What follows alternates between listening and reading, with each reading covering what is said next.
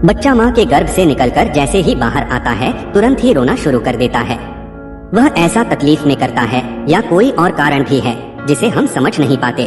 क्या आपने भी कभी सोचा है कि आखिर बच्चा जन्म लेने के तुरंत बाद रोता क्यों है? इसके पीछे का सटीक कारण क्या है? हिंदू धर्मशास्त्रों के अनुसार वैसे तो इसके पीछे एक पौराणिक कथा की मान्यता है जिसका विवरण विष्णु पुराण में मिलता है। इस्लाम में भी बच्चे रोने के अपने अलग कारण बताए गए हैं, लेकिन सच्चाई क्या है, यह एक ऐसा सवाल है जिसका सही उत्तर हम सब जानना चाहते हैं। शिशु के जन्म लेते ही रोने के कारण को विज्ञान एक सहज और आवश्यक प्रक्रिया मानता है। तो दोस्तों आइए इस वीडियो में सबसे पहले हम बच्चे के रोने को लेकर वैज्ञानिक दृष्टिकोण समझते हैं, फिर हिंदू धर्मशास्त्रों में वर्णित उस पौराणिक कथा को जानेंगे जिसका उल्लेख विष्णु पुराण में मिलता है। दोस्तों, नए जीवन की प्रक्रिया पुरुष और स्त्री के समागम के साथ शुरू होती है, जिसके फलस्वरूप जीव को एक नए शरीर के रूप में स्त्री के गर्भ में स्थान मिलता है। जब तक बच्चा माता के गर्भ में रहता है तब तक वह सांसारिक दुनिया से अनजान होता है। माता के गर्भ में वह जीवित तो होता है परंतु वह सांस नहीं लेता।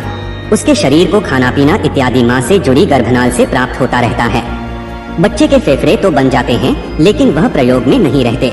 बच्चा माँ के गर्भ में एक पतली झिल्ली के अंदर बंद होता है जिसमें तरल पदार्थ भरा होता है। इस तरल पदार्थ को वैज्ञानिक भाषा में एमनियोटिक फ्लूइड बोलते हैं। यही तरल पदार्थ बच्चे के मुंह, श्वास नली और फेफड़ों तक में पहुंच जाता है। लेकिन जब तक बच्चा माँ के गर्भ में रहता है तब तक इस तरल पदार्थ से बच्चे को कोई कष्ट नहीं होता, बल्कि इसी तरल पदार्थ की वजह से वह माँ के गर्भ में सुरक्षित रहता है। प्रसव की क्रिया माँ और बच्चे दोनों के लिए कष्टदायक होती है। बच्चा बहुत सकरे मार्ग से निकलकर दुनिया में आता है। जिस क्षण बच्चा माँ के गर्भ से बाहर निकलकर इस संसार में आता है उसके आसपास का परिवेश बदल जाता है। अब शिशु को जीवित रहने के लिए श्वास की जरूरत होती है।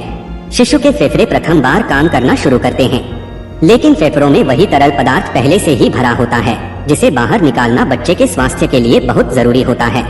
इसीलिए डॉक्टर बच्चे की डिलीवरी होते ही गर्भनाल को काट देते हैं और बच्चे को उल्टा करके उसके मुंह से इसी तरल पदार्थ को बाहर निकालते हैं।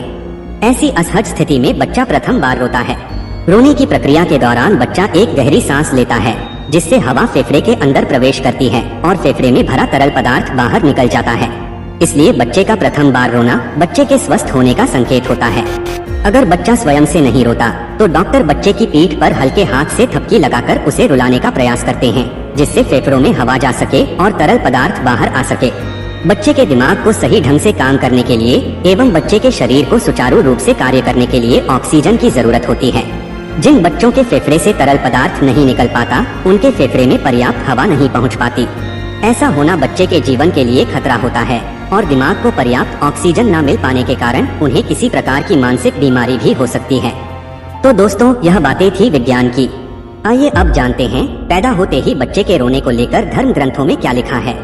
शिशु जब प्रथम बार रोता है तो उसके रोने का स्वर कुछ इस प्रकार सुनाई देता है जैसे वह पूछ रहा हो, कहाँ हूँ मैं, कहाँ हूँ। विष्णु पुराण के मुताबिक जब ब्रह्मा जी सृष्टि की रचना कर रहे थे उन्होंने स्वयं जैसा पुत्र पैदा करने का विचार किया तो उनकी माया से गोद में एक मायावी बालक प्रकट हुआ। ये बालक रोते हुए ब्रह्मा जी की गोद में उथल पुथल करने लगा।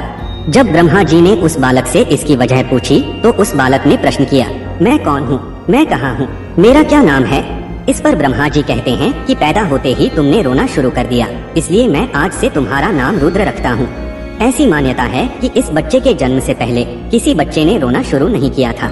ऐसी पौराणिक मान्यता है कि तभी से जन्म के बाद बाकी बच्चों में भी रोने का नियम बन गया।